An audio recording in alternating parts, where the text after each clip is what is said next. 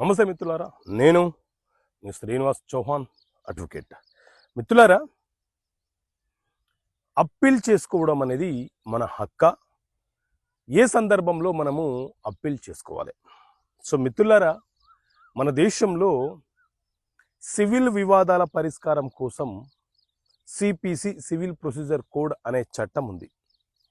ఈ చట్టంలో మనకు ఒక 158 సెక్షన్స్ ఉంటాయి, 51 ఆర్డర్స్ ఉంటాయి.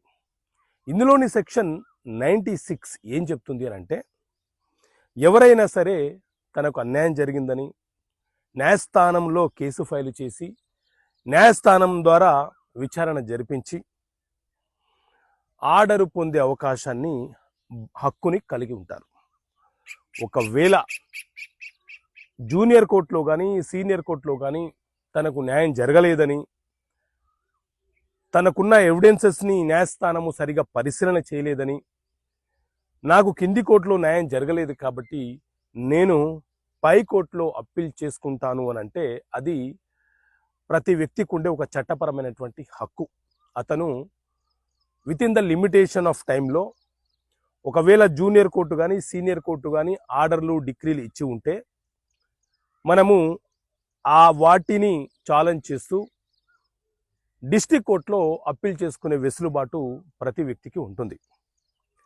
అదేవిధంగా డిస్ట్రిక్ట్ కోర్టు ఏదైనా ఒక సివిల్ వివాదాన్ని విచారణ జరిపి తీర్పులను ఇచ్చిన తర్వాత ఆ తీర్పుల నుంచి సంతృప్తి పడకపోతే మనము హైకోర్టులో అప్పీల్ చేసుకునే వెసులుబాటు మనకు ఉంటుంది.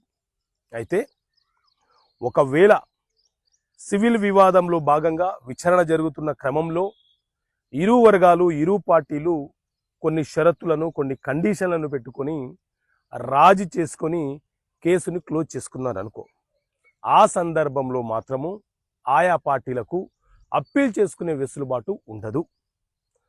న్యాయస్థానం ఇచ్చినటువంటి తీర్పులకు అసంతృప్తికరంగా ఉంటేనే మీరు అప్పీల్ చేసుకోవాలి. కానీ మీరిద్దరూ కాంప్రమైజ్ అయిపోయి కండిషన్లతో, షరతులతో కాంప్రమైజ్ అయిపోతే తిరిగి అప్పీల్ చేసుకునే వెసులుబాటు పార్టీలకు ఉండదు. ఓకే మిత్రులారా, థ్యాంక్ యూ. జై హింద్.